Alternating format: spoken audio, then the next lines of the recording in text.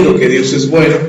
Vamos a ir a la palabra. Les había anunciado que hoy íbamos a hablar de las etapas en la prosperidad de acuerdo al diseño de Dios.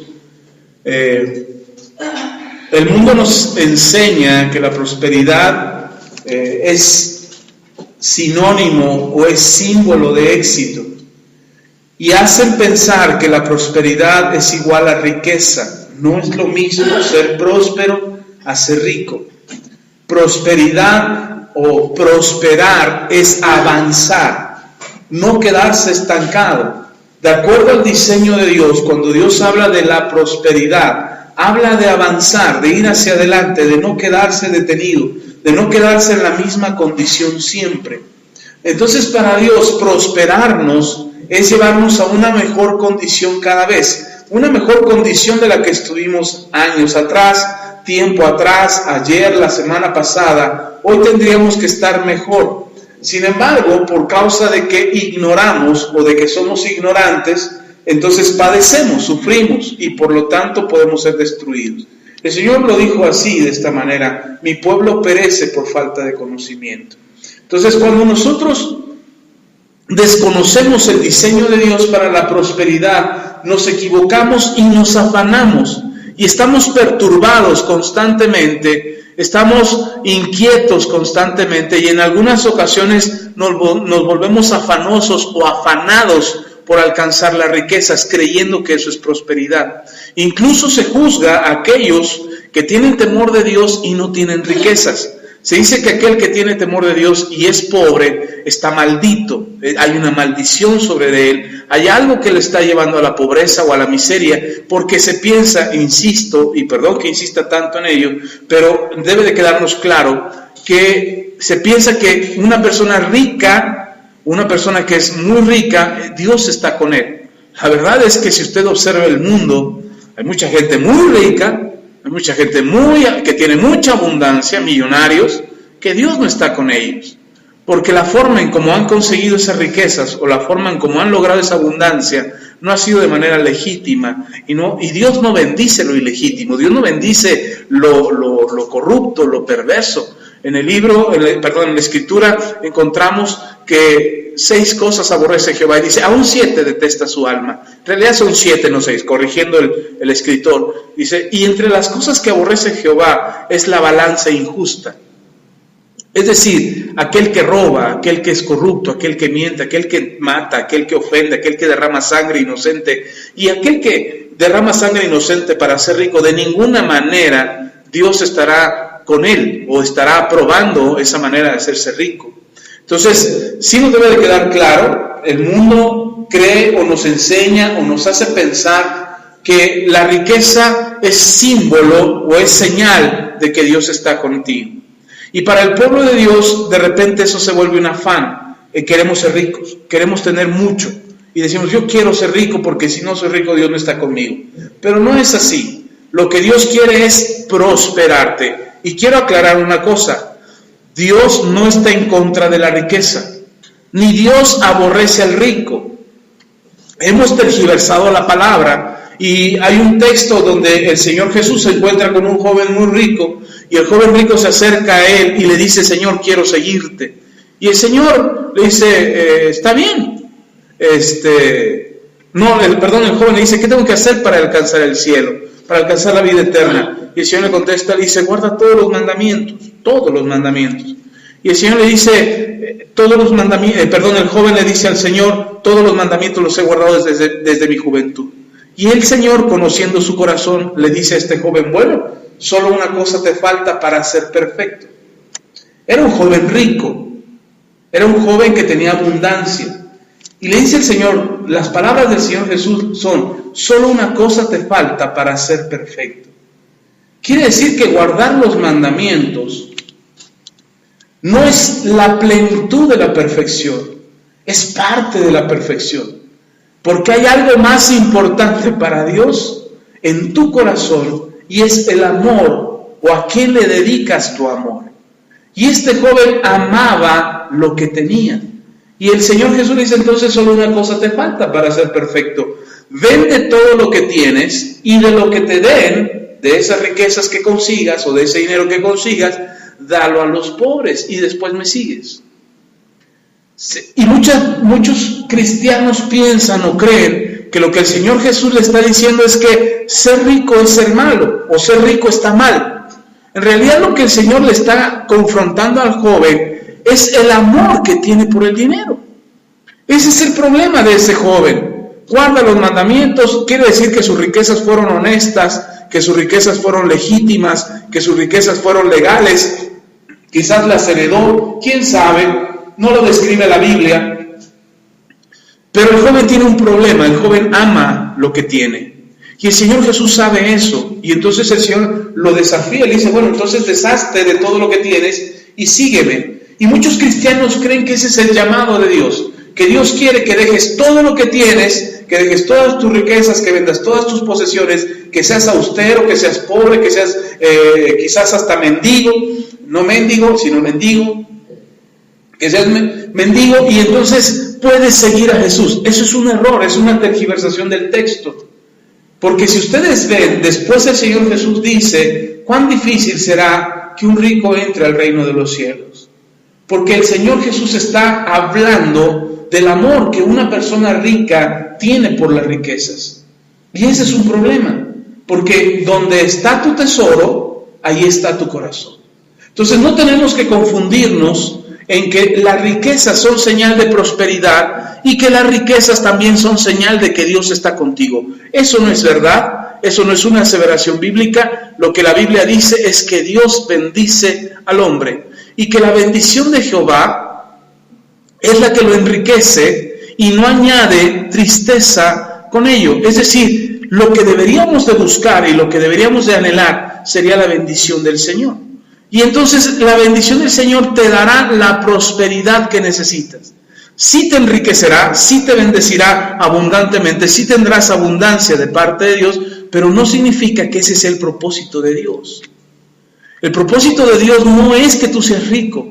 Sin embargo, si dentro del plan y dentro del propósito de Dios es que tú tengas abundancia y tengas riquezas y seas millonario sobre la tierra, y eso está en el plan de Dios, porque serás un instrumento de Dios en sus manos, es decir, lo que Dios ponga en tus manos, eres un mayordomo fiel que sabrás qué hacer con ello, tanto para tu vida, como para tus seres queridos, como para Dios, como para el ministerio, como para ayudar a otros. Lo que Dios ponga en tus manos, eres un buen mayordomo, entonces Dios te lo dará, porque eso está dentro de sus planes. Pero antes de prosperarte de esa manera y de esa magnitud, Dios necesita tratar con tu corazón, para que en tu corazón no entre y no haya amor por las riquezas. Porque si hay amor por las riquezas, del mismo Señor Jesús dice, ¿de qué te sirve ganar al mundo si pierdes tu alma? Dios está más interesado en la salvación de tu alma que en tu prosperidad. Y a veces nosotros creemos que porque vemos a otros cristianos que son prosperados, que tienen riqueza, que tienen negocios, que nada les falta, y decimos, ay, Dios está con ese hermano.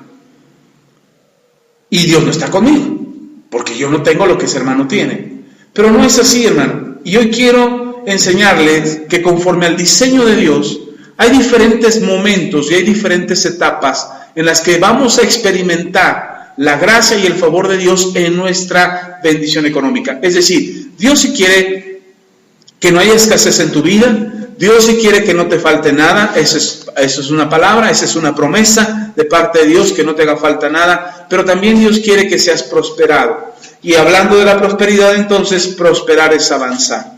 Y si hoy tu situación económica es es decir, si hoy estás en una situación económica, Dios quiere que tu situación económica posterior o la que viene más adelante en tu vida sea mejor de lo que estás viviendo ahora. ¿Sí está conmigo? Entonces no se afane por lo que no tiene.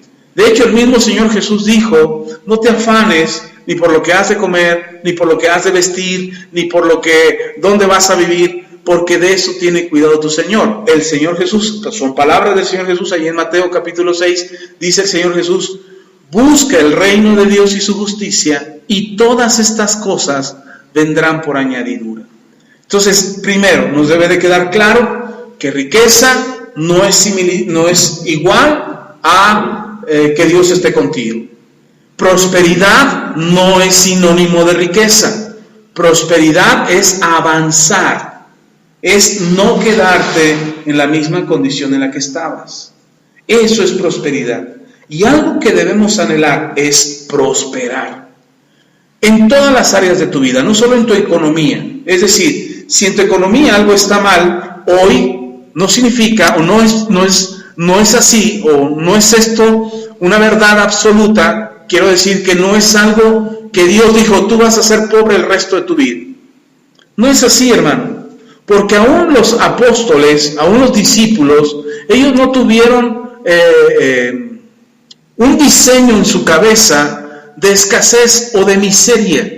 Usted no va a encontrar en ninguna de las cartas de los apóstoles ni en ninguno de los evangelios que esté escrito que la miseria es igual a la bendición de Dios, o al ministerio, o al llamado de Dios. De ninguna manera. Dios quiere que nosotros encontremos la prosperidad en nuestras vidas, independientemente cuál sea tu actividad, independientemente, por supuesto, todas legales, porque no decía, entonces me puedo dedicar a unas cositas por ahí y al cabo Dios me va a prosperar. No.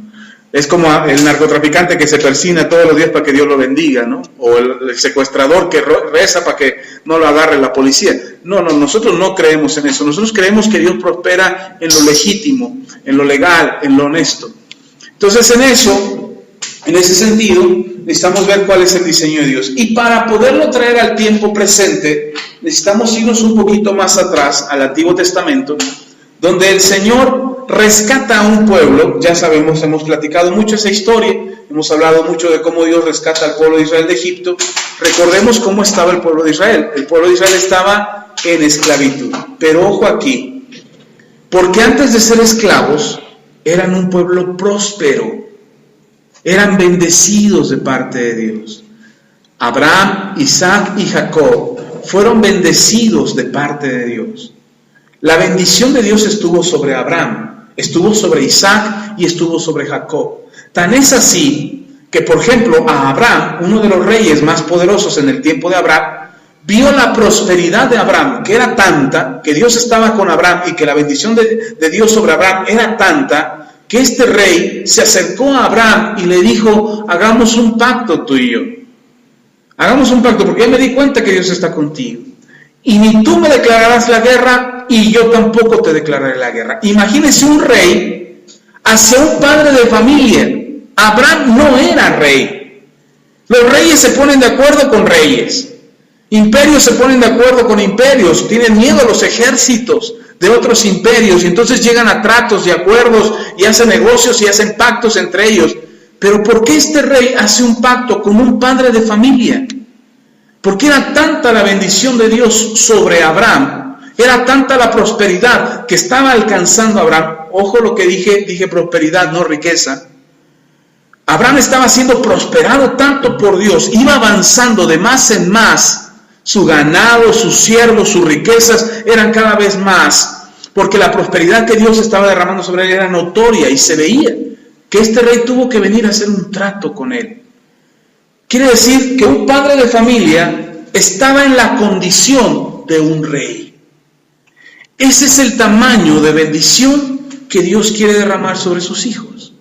Sin embargo, Abraham no se afanó por las riquezas, ni se afanó por la tierra. De hecho, Dios le promete una enorme tierra, una tierra que estaba sola, que estaba deshabitada. Cuando Dios le promete a Abraham, esa tierra estaba deshabitada. Había ciertos pueblos alrededor, había ciertas naciones alrededor de la tierra prometida, y que se estaban extendiendo y que se estaban multiplicando, pero la maldad de esos pueblos no era todavía tanta.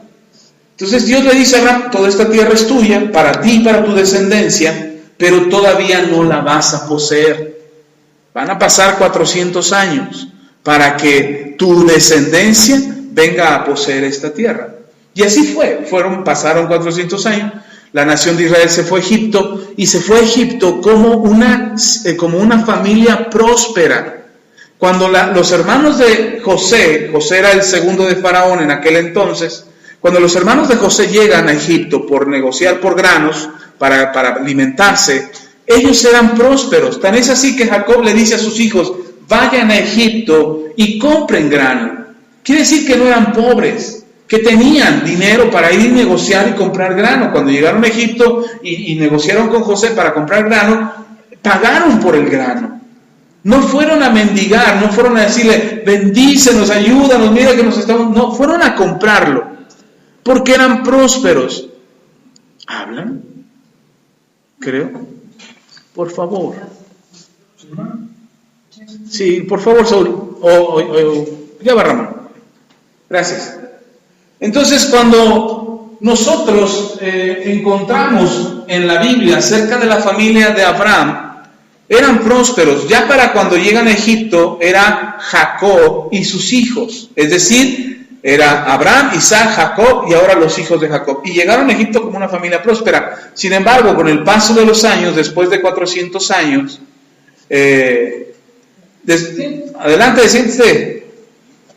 Después de 400 años, perdieron la noción de quién era Dios para sus vidas, se equivocaron, cometieron errores, pecaron contra Dios, se alejaron de Dios y entonces dejaron de ser bendecidos para ser esclavos.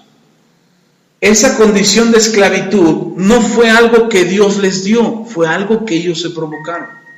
Dios nunca le dijo a Abraham, no recuerdo, no encuentro yo el texto en la Biblia, que Dios le haya dicho a Abraham, tus hijos se van a ir por 400 años y se van a hacer esclavos.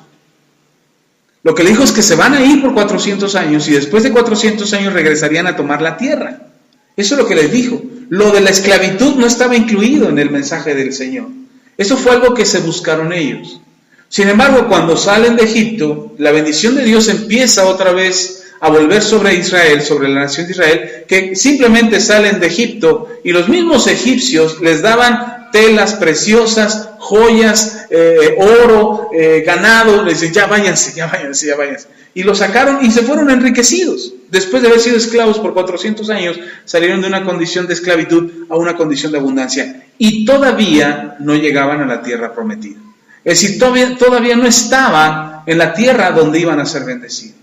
Y Dios les promete una tierra, o más bien les entrega una tierra que le había prometido a Abraham, a Isaac y a Jacob. Se las prometió a sus padres y ahora, 400 años después, van a tomar esa tierra. Y en Deuteronomio, capítulo 1, versículo 8, le dice Dios a Israel lo siguiente. Mirad, yo os he entregado, Deuteronomio capítulo 1, versículo 8, dice, mirad, yo os he entregado la tierra.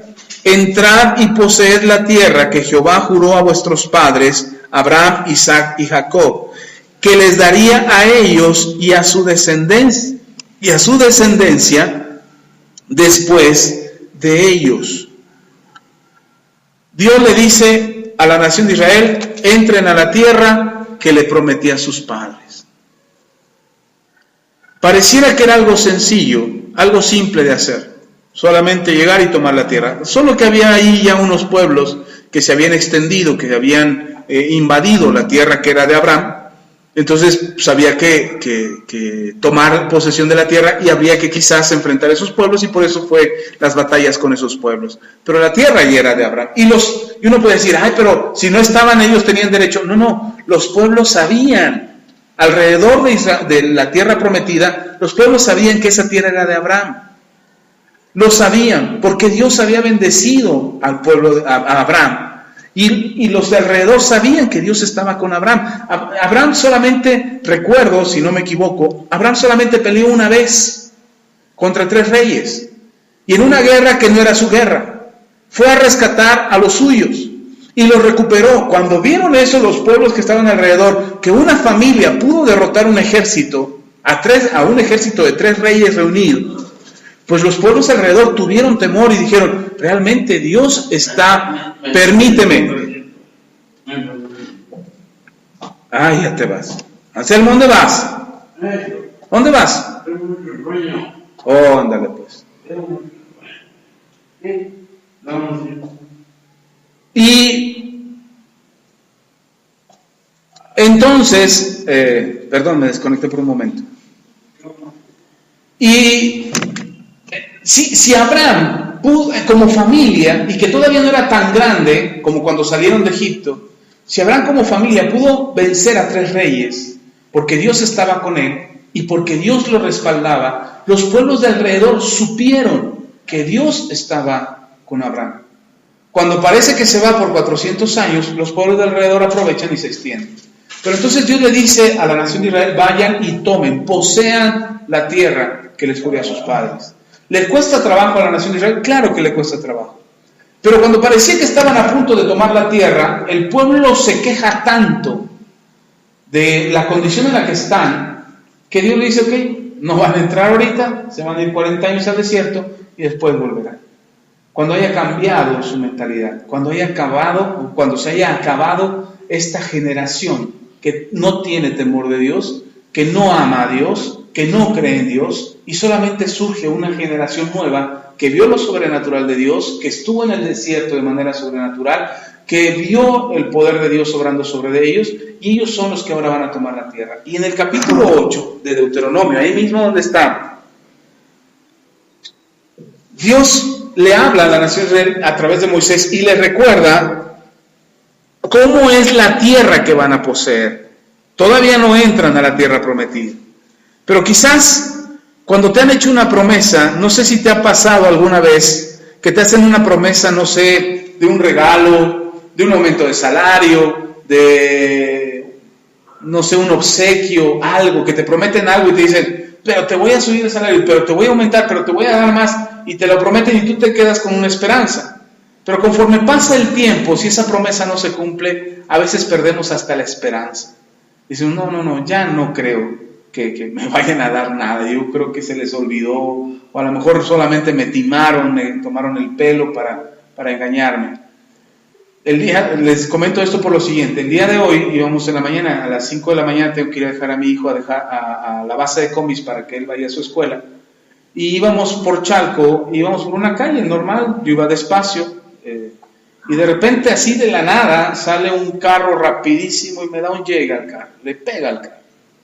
Le pegó con todo y sentimos el golpe, nos paramos, me bajé a ver y sí le di un llegue al carro. Y de eso me bajo y hablo con el chofer del otro carro y pues ya después de 2 minutos él reconoce que él tuvo la culpa, no había prendido ni las luces, salió rapidísimo, le pegó en la parte de la esquina de la defensa de mi carro. Y dice, no, pues es que no traigo dinero. Le digo, pues no sé, o sea, ¿qué quieres que haga? El golpe me lo diste tú. Sí, reconozco que yo le di el golpe. Dice, se lo voy a pagar. Deme chance, se lo voy a pagar. Está bien. Es más, le doy mi tarjeta de circulación. Le digo, ¿yo para qué quiero tu tarjeta? No, se la doy para que vea que sí le voy a pagar. Deme su número telefónico y yo le llamo. Ándale, pues le di el número telefónico, recibí la tarjeta de circulación y nos fuimos.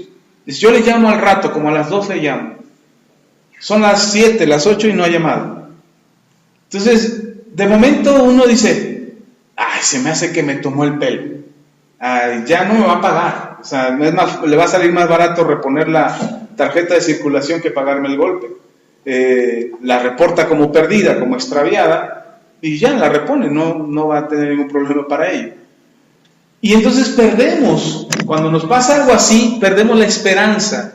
Creemos que todas las promesas son iguales, que todo aquel que te promete algo te va a quedar mal. Y entonces Dios, sabiendo que en el corazón del pueblo de Israel podía existir el sentimiento de que Dios no cumpliría su palabra, Dios les recuerda en el capítulo 8 cuál es la tierra que van a poseer. ¿Valdrá la pena salir de Egipto, de donde estaban, en la condición, en la seguridad, como esclavos, como quiera? Pero ¿valdría la pena dejar eso para ir a algo que no conocen, que nunca han visto y que no saben cómo es? ¿Valdría la pena? Y entonces el Señor les recuerda a través de Moisés, en el capítulo 8 dice, Dios al pueblo a través de Moisés dice, cuidaréis de poner por obra todo mandamiento que yo te ordeno hoy, para que viváis y seáis multiplicados, y entréis y poseáis la tierra que Jehová prometió con juramento a vuestros padres. Y te acordarás de todo el camino. Fíjese esta parte. Primero dice, guarda los mandamientos para que puedas entrar y poseer la tierra. Segundo dice, y te acordarás de todo el camino por donde te ha traído Jehová tu Dios, estos 40 años en el desierto, para afligirte, para probarte, para saber lo que había en tu corazón, si habías de guardar o no sus mandamientos. ¿Cuánto tiempo los trajo en el desierto? 40 años. Y le dice Dios, yo te traje por 40 años en el desierto. No fue el diablo, fui yo. Yo te llevé por 40 años en el desierto. Y durante estos 40 años fuiste afligido, fuiste probado, tuviste dificultades en el desierto, pero era para saber qué había en tu corazón. Porque uno puede decirle a Dios muchas cosas. Yo he escuchado muchas promesas de mucha gente que cuando está en necesidad le dice a Dios, no, Señor, toma mi vida, yo agárrame, yo no me voy a soltar nunca más de ti. Se resuelven sus problemas, pasan sus necesidades y se olvidan de Dios. Y las necesidades o las dificultades son precisamente para probar nuestro corazón. Recordemos, ojo aquí, no es lo mismo la prueba que Dios te manda que un ataque de Satanás. No es lo mismo. Cuando Dios prueba tu corazón, Él está probando tu fe, si tienes confianza o no en el Señor. De manera que una vez que haya probado Dios tu corazón y haya probado tu fe, tú sabrás realmente lo que hay en tu corazón. No solamente Dios lo sabrá, sino que tú lo sabrás, porque Dios conoce tu corazón antes de que tú entres a la prueba. Pero es más bien para que tú pases por la prueba, te des cuenta de lo que había realmente en tu corazón. Y entonces, si hay algo que está mal, puedas arrepentirte. Si hay algo que está bien, lo cultives, lo alimentes y continúes con ello. ¿Sí está conmigo? Entonces, es importante que sepamos que muchas veces la aflicción por la que a veces pasamos, Dios permite que pasemos por esa tribulación, por esa necesidad, por esa dificultad. Dios lo permite para que nosotros podamos experimentar y saber lo que hay en nuestro corazón. Dios ya lo sabe. Dios sabe lo que hay en el corazón. Pero a veces nosotros no lo sabemos. Nosotros tenemos la intención de amar a Dios. Pero hay algo más profundo en el corazón que está estorbando. Hay raíces de amargura, hay raíces de odio, falta de perdón, tentaciones arraigadas, deseos clavados en el corazón que están peleando dentro de nosotros y que nosotros no nos damos cuenta que están ahí hasta que viene la prueba. Porque cuando viene la prueba sacará lo mejor de nosotros a la luz, pero también sacará lo peor de nosotros. No sé si se ha dado cuenta en alguna situación en su vida donde el problema no era tan grave, pero usted estaba en medio de un problema y a lo mejor reaccionó como no debería. Es decir, se enojó, maldijo, se peleó, blasfemó y eso salió de su corazón. Y uno dice, caray, yo no sabía que esto estaba en mi corazón. Hasta que lo viste. Incluso terminamos pidiendo perdón. Ay, no te quería decir eso. Ay, no quería expresarme así. Ay, no quería pelearme contigo. Lo decimos. ¿Por qué en el momento de la dificultad salió? ¿Por qué en el momento de la prueba salió? Porque estaba en el corazón. Pero no nos habíamos dado cuenta que estaba ahí. A veces creemos que somos, por ejemplo, que perdonamos. Creemos que perdonamos. Y decimos, yo ya perdoné, no me debe nada. Hasta que te lo vuelves a encontrar. Cuando te lo vuelves a encontrar, se te revuelve el estómago, te da dolor de cabeza, así, oye, no, quítamelo de frente. Pues no, que ya lo habíamos perdonado. Si ya lo habíamos perdonado, no debería de provocar nada de eso. Esa es la prueba, hermano. ¿Sí me explico? Eso es lo que va a dar, eso es lo que está provocando la prueba, que te des cuenta lo que hay realmente en el corazón. Y entonces, si tú descubres que no has perdonado, pues lo mejor sería, ay, Señor, de verdad yo creí que ya lo había perdonado, es más, hasta lo bendecía, hasta oraba por él o por ella y creí que ya lo había perdonado, pero cuando lo vuelves a ver y se te revuelve todo, significa que algo está mal, que no lo hiciste completamente. Para eso son las pruebas. Le pongo un ejemplo simple, pero puede ser en cualquier situación. Y ahorita que estamos hablando de la prosperidad, pongámoslo en cuestiones de dinero. Un ejemplo, ¿tienes problemas financieros? ¿Qué es lo primero que hacemos cuando tenemos problemas financieros? Si tienes que pagar algo y no tienes, ¿qué haces? Pedir prestado. Es lo que hacemos. Y entonces tú dices, no, ya superé eso. Ya no voy a volver a pedir prestado nunca. Ya sé los problemas en los que me meto. Ya no voy a volver a sacar una tarjeta de crédito. Ya no voy a volver a ir a pedir fiado ya a Electra o a Coppel. Ya no más, nunca más en la vida. Y lo superas.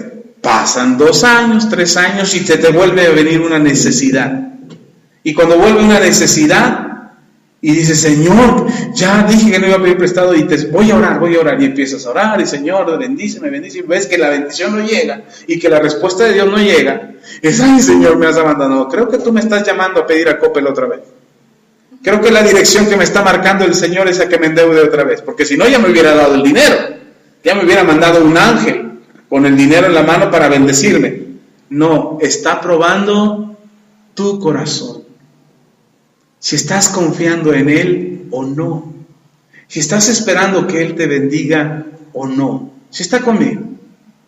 Y entonces, eso es lo que Dios le está explicando al pueblo de Israel. Yo te llevé por el desierto, no porque quería que te fuera mal, ni porque quería que la pasaras difícil, o que te pusieras de rodillas ante mí, que me suplicaras por auxilio. No. Dice, para que vieras lo que había realmente en tu corazón. Te estoy llevando a una tierra de abundancia, donde fluye leche y miel, donde la bendición mía estará sobre ti. Es una tierra que le prometí a tus padres, es una tierra que estoy dispuesto a entregarte y que te la voy a poner en tus manos y tú vas a ser el administrador de todo lo que ponga en tus manos.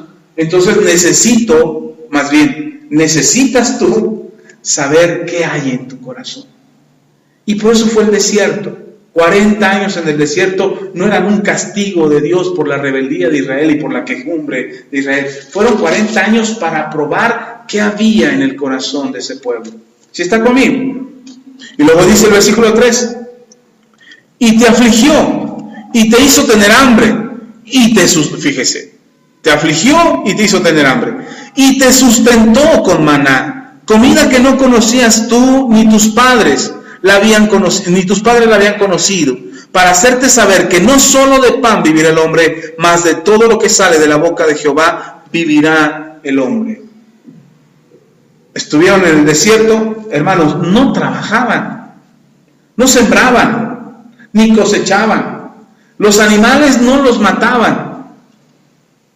Porque se imaginan 40 años en el desierto, se acaban el ganado. Y cuando llegaran a la tierra prometida, ¿con qué ganado entraban? Además, Dios esperaba de ellos los sacrificios y las ofrendas. Prácticamente Dios le estaba diciendo, la carne es para mí. Ustedes no pueden comer carne, de esta no, del ganado no. Y entonces les daba el maná. El maná tenía todos los nutrimentos, todas las vitaminas, todas las proteínas, todos los carbohidratos que ellos necesitaban. Ninguno se enfermó de diabetes por comer pan, por comer maná. Ninguno estaba con sobrepeso en el desierto por comer maná. Hermano, todo el alimento que tenía el maná, todos los nutrimentos, era lo necesario para que ellos pudieran vivir en el desierto. Y les dice Dios, es un alimento que ninguno había conocido. Es un alimento que salió de mí. Y les aclara, para que sepan que no solo de pan vivirá el hombre, sino de toda palabra que sale de la boca de Dios. Es decir, el momento difícil en el desierto, donde no sembraban, donde no trabajaban, donde no tenían modo, donde las semillas que tenían las llevaban para sembrarlas en la tierra prometida, todo ese sustento que llevaban, lo llevaban para la tierra prometida. Imagínense, van a conquistar una tierra y a la mera hora no llevan nada para conquistar, pues iban a terminar ahora siendo esclavos de otros reyes. Ellos tenían que llegar con algo para conquistar. Y les dice el Señor, ese alimento que yo les di, ni siquiera salió de ustedes, salió de mí. En el momento de la necesidad, lo que necesitamos es la palabra de Dios. ¿Por qué la palabra de Dios? ¿Por qué no ir y buscar prestado? ¿Por qué no ir y pedir fiado? ¿Por qué no ir y conseguir? ¿Por qué dice, busca, no solo de pan vive el hombre, sino de toda palabra que sale de la boca de Dios? Es decir, cuando estamos en un momento difícil, lo que necesitamos es acrecentar nuestra fe. Recordar que Dios es fiel. Recordar que si Él lo prometió, Él lo hará. Que lo que Él dijo, Él lo va a realizar. Y entonces necesitamos la palabra. ¿Sí está conmigo? Todavía no entramos a la prosperidad, hermano. Apenas estamos en el proceso para la prosperidad. Necesitamos una limpieza de corazón. Un cambio en nuestra mentalidad. Si nosotros queremos ver la prosperidad de Dios, necesitamos cambiar nuestra manera de pensar. Y eso es lo que Dios estaba haciendo con ellos. cambiando su manera de pensar. Hermanos, acababan de ver todos los milagros que Dios hizo, las 10 plagas, vieron cómo se abrió el mar, vieron cómo se destruyó al ejército de los egipcios, vieron todo ese poder sobrenatural de Dios, y cuando están en necesidad se ponen a quejarse. Acaban de ver todo lo que vieron, acaban de experimentar todo lo sobrenatural y lo milagroso de Dios, y a la hora de la prueba se ponen a quejarse. Sí había necesidad de un cambio, había necesidad de ser transformados, había necesidad de ser, perdón, se me olvidó apagar esto, ya lo apagué. Había necesidad de cambiar su manera de pensar, había esa necesidad. Y ahora que están camino hacia la tierra prometida, no pueden entrar a la abundancia y a la prosperidad de Dios si siguen pensando como esclavos. Era necesario cambiar eso. Y luego dice,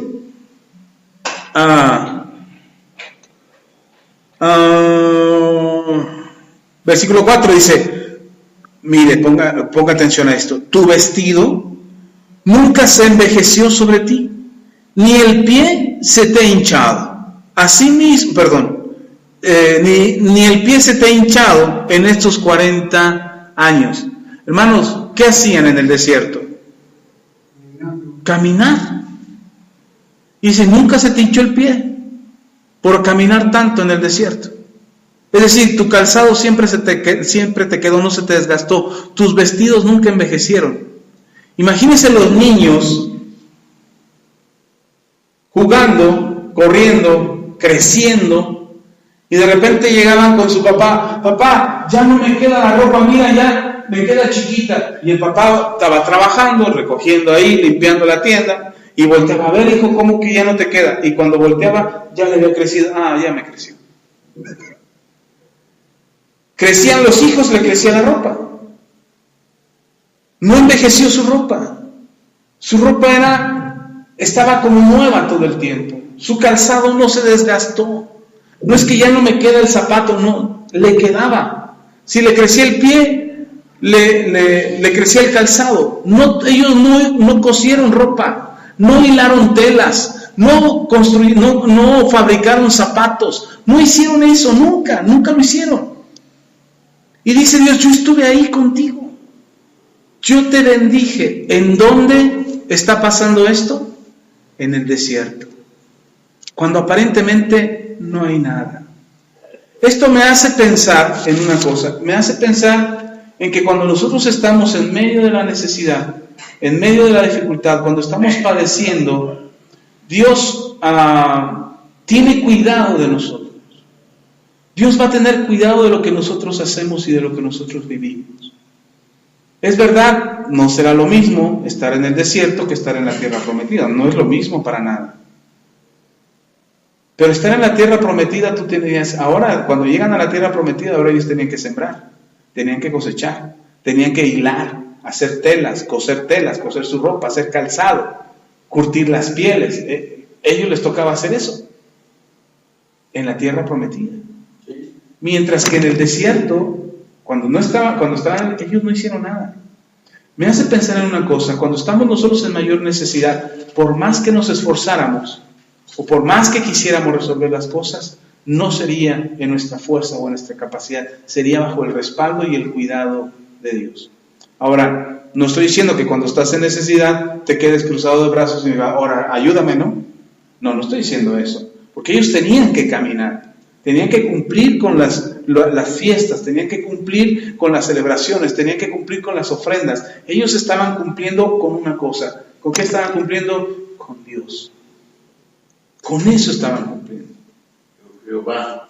Así es. Y entonces dice después el versículo 5, reconoce a sí mismo en tu corazón que como castiga el hombre a su hijo, así Jehová tu Dios te castiga. Y aquí la traducción se oye muy cruel,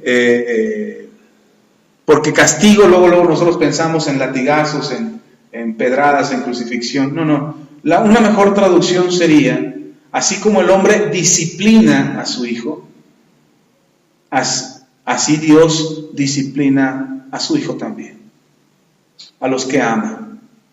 Entonces, no es que Dios castigue, sino que Dios disciplina. ¿Para qué sirve una disciplina? ¿Para qué es la disciplina? Para enderezar lo torcido. La disciplina es para enderezar lo que está torcido. Y entonces cuando nosotros pensamos, si nosotros pensamos que lo que Dios estaba haciendo era castigar a su pueblo, era como si Dios le estuviera mandando calamidades y pestes y cosas malas. No, eso no hace Dios. Dios estaba disciplinando, es decir, estaba enderezando el camino de su pueblo. Y en medio de la necesidad, hermano, cuando nosotros nos encontramos en una situación difícil o en una adversidad, tenemos que pensar que algo hicimos mal que necesita ser corregido. Algo hicimos mal, tomamos una mala decisión, hicimos un mal negocio, no pensamos correctamente, nos dejamos llevar por la emoción, gastamos innecesariamente y entonces estamos cometiendo un error. Necesitamos ser disciplinados, necesitamos ser enderezados en las malas decisiones que tomamos. ¿Sí está conmigo? Entonces, ojo, todavía no entramos a la prosperidad. Porque pensamos que la prosperidad es la parte simple, pero en realidad la prosperidad es el complemento de haber aprendido en el desierto. Entonces muchas veces vamos a pasar por momentos difíciles, pero cuando nos encontremos en momentos difíciles no pensemos que es un castigo de Dios. Insisto, riqueza no significa que Dios está con él, así como pobreza no significa que Dios no está con esa persona. A veces pienso, y creo que hay una certeza en mi corazón, que aquel hijo de Dios, que aquel pueblo de Dios, aquel cristiano que tiene temor de Dios en su corazón, que la está pasando difícil, que le está yendo complicado, que su situación económica no mejora pronto, yo creo que está pasando por un momento de formación, no de deformación, sino que Dios está formando la vida de esa persona para que pueda entrar a la tierra prometida. Y entonces pueda experimentar la prosperidad de Dios. ¿Sí está conmigo? Entonces, antes de la prosperidad es el desierto. Dice, versículo 6, guardarás pues los mandamientos de Jehová tu Dios, andando en sus caminos y temiéndole, porque Jehová tu Dios te introduce, y ahora sí, aquí viene la prosperidad, porque Jehová tu Dios te introduce en la buena tierra, tierra de arroyos, de aguas, de fuentes, de manantiales que brotan en vegas y en montes, tierra de trigo y cebada, de vides, de higueras, de granados, tierra de olivos, de aceite y de miel, tierra en la cual no comerás el pan con escasez, ni te faltará nada en ella, tierra cuyas piedras son hierro y de cuyos montes sacarás cobre. Tierra bendita, tierra de bendición. Eso ya es prosperidad. Para poder alcanzar esa prosperidad, y todavía en la prosperidad, ya alcanzando la prosperidad, encuentro 3 etapas. Primero, dijimos, antes de entrar a la prosperidad hay que pasar por el desierto. ¿Y el desierto qué es? Formación. Corrección, disciplina, amor de Dios, provisión sobrenatural. Dios no te va a dejar. Es aprender de tu carácter, aprender de tu corazón, aprender de tu pasado, aprender de lo que hiciste mal para poderlo corregir. Ok, eso es el desierto. Ya terminas en el desierto, pasa el desierto y ahora tienes que entrar a la tierra prometida. Dice Dios, yo te voy a meter a la tierra prometida. Yo, Jehová tu Dios, te introduce a la tierra prometida. ¿Y cuáles son las características de esta tierra prometida? Abundancia. Abundancia, por todos lados. Si te dedicas al campo, encontrarás en el campo. Si te dedicas al ganado, encontrarás al ganado. Si te dedicas a la minería, encontrarás en la minería. Lo que sea que te dediques, serás prosperado. Entonces, no es que específicamente digan, es que tengo que dedicarme a esto para que Dios me prospere. No, a lo que te dediques. Cualquiera que sea tu habilidad, cualquiera que sea tu oficio, cualquiera que sea tu profesión, para lo que estudiaste o para lo que no estudiaste, lo que sea que te dediques, Dios quiere prosperarte. Ese es el plan de Dios, que entres a la tierra prometida para ser prosperado. Y hay 2 cosas que van a pasar en la prosperidad. Primero, en la prosperidad no va a haber escasez. ¿Qué es la escasez? Que no tienes, que falta.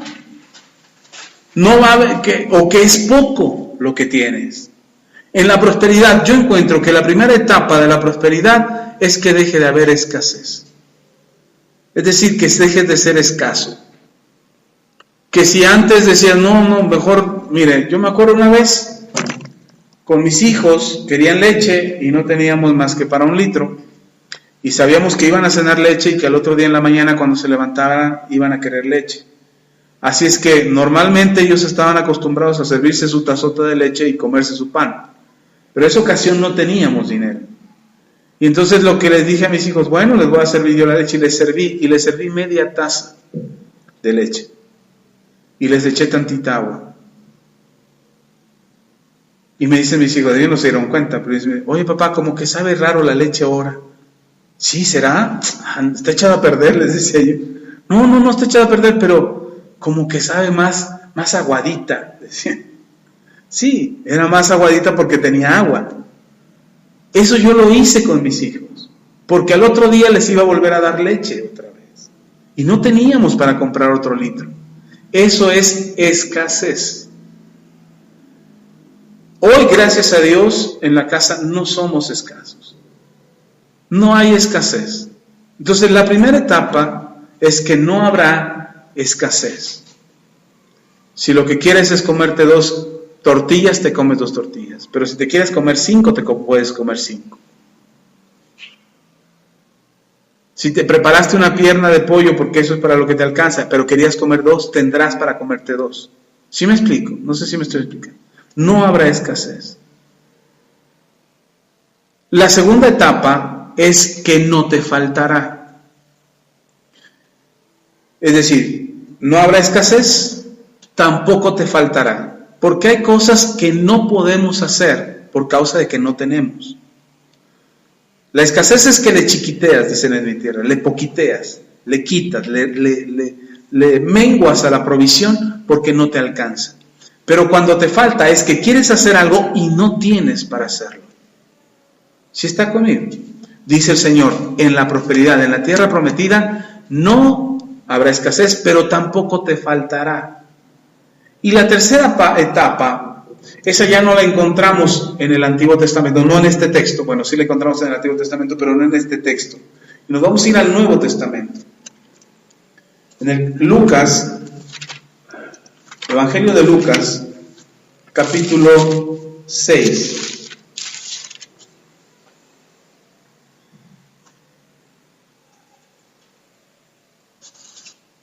Una cosa es que no tengas y otra cosa es que sea escaso. Una cosa es que sea escaso y otra cosa es que te falte. Es decir, que ni siquiera puedas tenerlo o no puedas disponer para algo. Y la mayoría de los cristianos estamos entre la escasez y la falta de cosas. Es decir, nos hacen falta cosas. Tenemos sueños, anhelos, metas, propósitos y no los podemos cumplir porque no tenemos.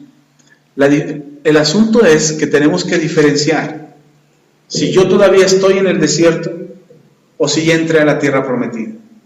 Si estoy en el desierto, todavía estoy en formación. Todavía voy a tener, Dios me va a proveer, no me va a dejar. Pero no puedo anhelar todavía a la prosperidad porque todavía no estoy donde abunda. Estoy en el desierto. Pero una vez que ya salí del desierto, o sea, yo identifico yo ya no estoy en el desierto porque ahora yo soy el que trabajo. ¿Qué les dije? Que en el desierto no se trabaja. Por más que te esfuerzas, no te alcanza. Por más que te preparas y te dedicas y tienes 4 o 5 trabajos, no te alcanza. Ese es el desierto. ¿Sí? Pero cuando entras a la tierra prometida, ahora lo que trabajas te reditúa, te deja. Tienes, comes, sustentas, tú mantienes la casa, ya tienes una provisión que te permite distribuir, que repartes lo que ganas, pagas tus cuentas, pagas lo que tienes que hacer, pero es tu esfuerzo. Y ahora tú tienes la capacidad de administrar eso. Acá tú no administrabas, acá ¿quién administraba? Dios. Ahora aquí ¿quién administra? Tú. Pastor, pues yo prefiero seguir en el desierto porque así nunca me va a faltar. No, porque esa no es prosperidad. Y ojo, dijimos que prosperidad es avanzar.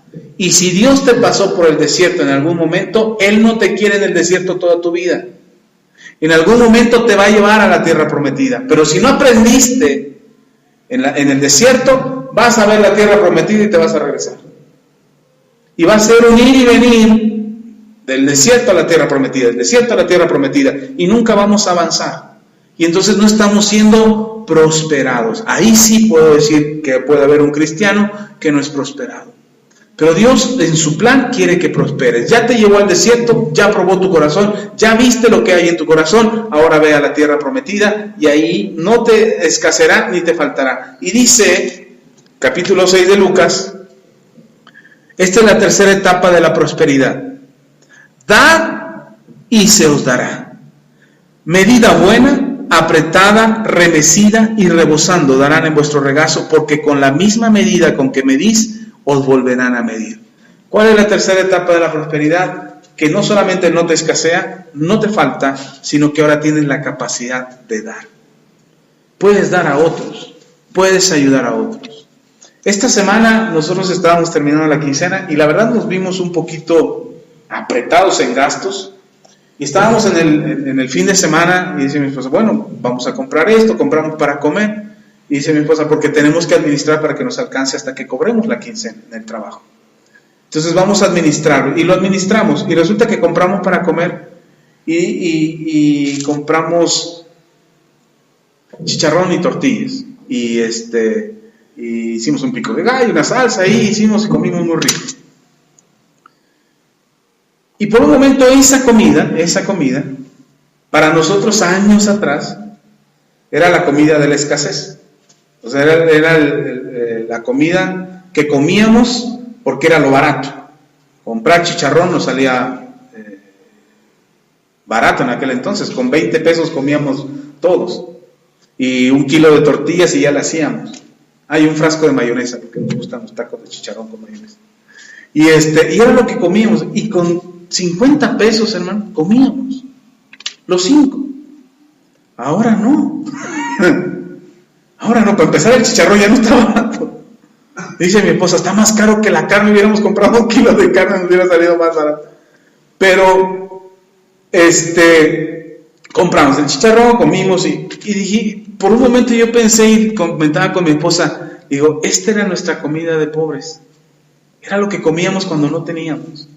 Ahora no nos salió tan barato. Pero además terminamos de comer y resulta, yo estaba meditando en eso, me tocaba lavar los trastes, estábamos lavando los trastes, y tocan a la puerta, teníamos la puerta abierta, y grita alguien a la puerta, buenas tardes, ya sale mi esposa, y era una señora que yo no oí lo que hablaban, ya hasta después mi esposa me platicó, y yo oigo que mi esposa abre el refrigerador y saca tortillas y las calienta y saca el chicharrón que nos quedó y lo mete en una bolsa y se lo da y saca unas cosas y saca una botella de agua y le da. Resulta que era una señora que se habían quedado sin gas, nos dijo ella, no sé si sea así, pero no tenían para comer, ya llevaban todo el día sin comer. Y que no conocían, acababan de llegar ahí a la zona, a la casa donde estaban rentando una casa y acababan de llegar ahí y no tenían nada para comer. Y de todas las casas, la nuestra era la única que tenía la puerta abierta. Así es que la señora le dio pena tocar en alguna puerta, vio la de nosotros abierta y fue y pidió ayuda. Y mi esposa le dio tortillas, chicharrón y agua porque tampoco tenían agua, le dio unas botellas de agua y no sé qué más le dio mi esposa. Pero me dice mi esposa, es que, dice, ¿cómo ves? Dice que nosotros ahorita que estamos apretados, tuvimos que dar. Le digo a mi esposa, es que no estamos apretados. Tenemos hasta para dar. Muchas veces nosotros creemos que podemos dar cuando nos sobra. Pero no es cuando te sobra que Dios te lleva a dar. Es cuando tú necesitas que Dios te lleva a dar. Otra vez. No es cuando te sobra que tú tienes que dar. Es cuando necesitas que tú tienes que dar. Esa es la tercera etapa de la prosperidad.